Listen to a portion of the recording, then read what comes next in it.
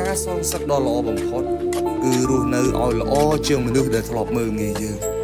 អ្នកមិនចាំបាច់ទៅសងសឹកយកឈ្នះយកចាញ់ជាមួយមនុស្សដែលមើលងាយយើងទេរស់នៅឲ្យតែល្អជាងគេទៅអ្នកនឹងឈ្នះគេរួចស្រេចបាត់ទៅហើយគេប្រមាថមើលងាយយើងកុំចំណាយពេលទៅសងសឹកទៅឈឺចាប់ជាមួយគេចំណាយពេលរស់នៅជាមួយខ្លួនឯងឲ្យបានក្តីសុខបំផុតពេលខ្លះភាពស្ងប់ស្ងាត់វាជាវិធីសាស្ត្រសងសឹកដ៏ល្អបំផុតនៅក្នុងជីវិតយើងគេមើលងាយយើងកុំឈឺចាប់យូរពេកងើបឡើងកសាងខ្លួនឲ្យខ្លាំងជាងមុនរស់នៅឲ្យល្អជាងមុនខំប្រឹងឲ្យខ្លាំងជាងមុនកសាងលទ្ធផលឲ្យល្អជាងមុនធ្វើឲ្យអ្នកដែលធ្លាប់មើលងាយយើងនឹងស្ដាយក្រោយដែលប្រមាថមើលងាយមកលើយើងការសងសឹកដ៏ល្អបំផុតគឺឈប់ធ្វើរឿងដែលគេធ្លាប់មើលងាយមកលើយើង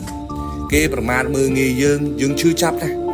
ឈឺចាប់ហើយត្រូវតែចងចាំការសងសឹកដ៏ល្អបំផុតគឺឈប់ធ្វើរឿងដែលគេធ្លាប់ប្រមាថមកលើយើងគេប្រមាថយើងដោយសារយើងខ្សោយយើងត្រូវដាក់គោលដៅឲ្យខ្លួនឯងឈប់ខ្សោយគេប្រមាថមើលងាយយើងព្រោះយើងអត់យើងខំប្រឹងធ្វើខ្លួនឯងឲ្យមានបានកុំឲ្យអត់ដូចមាត់គេថាគេមើលងាយយើងកន្លែងណាយើងត្រូវងើបនៅកន្លែងនោះងើបដើរចេញពីរឿងដដែលដែលគេធ្លាប់មើលងាយយើងកុំទៅចំណាយពេលឈឺចាប់ជាមួយមនុស្សដែលមើលងាយយើងតែត្រូវចំណាយពេលមើលកន្លែងដែលគេធ្លាប់មើលងាយយើងហើយជៀសឲ្យផុតពីកន្លែងដែលគេធ្លាប់ប្រមាថមើលងាយយើងហ្នឹងឯង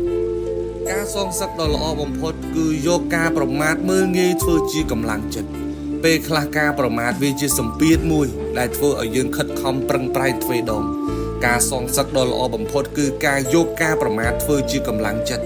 ដើម្បីធ្វើការមួយដ៏ល្អបំផុតសម្រាប់ជីវិតពេលគេប្រមាថយើងនៅពេលដែលគេមើលងាយយើងសូមកុំបាក់ទឹកចិត្តសូមកុំផ្ដេកផ្ដួលត្រូវយកការប្រមាថទាំងអស់នោះធ្វើជាកម្លាំងចិត្តដើរទៅមុខកុំឈប់ហើយនៅពេលដែលអ្នកទទួលបានជោគជ័យពេលនោះអ្នកនឹងដឹងថាឥទ្ធិពលនៃការប្រមាថភាពឈឺចាប់ដែលគេប្រមាថយើងបានคล้ายជាកម្លាំងដ៏ពិសេសមួយ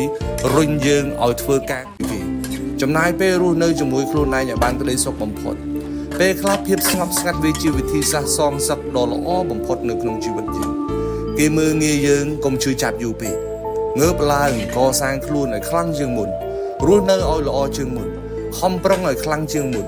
កសាងលទ្ធផលឲ្យល្អជាងមុនធ្វើឲ្យអ្នកដែលធ្លាប់មើលងាយយើងនឹងស្ដាយក្រោយដែលប្រមាថមើលងាយមកលើយើងការសងសឹកដ៏ល្អបំផុតគឺឈប់ធ្វើរឿងដែលគេធ្លាប់មើលងាយមកលើយើងគេប្រមាថមើលងាយយើងឈឺចាប់ណាស់ឈឺចាប់ហើយត្រូវតែចងចាំការសងសឹកដ៏ល្អបំផុតគឺឈប់ធ្វើរឿងដែលគេធ្លាប់ប្រមាថមកលើយើងគេប្រមាថយើងដោយសារយើងខ្សោយយើងត្រូវដាក់គោលដៅឲ្យខ្លួនឯងឈប់ខ្សោយ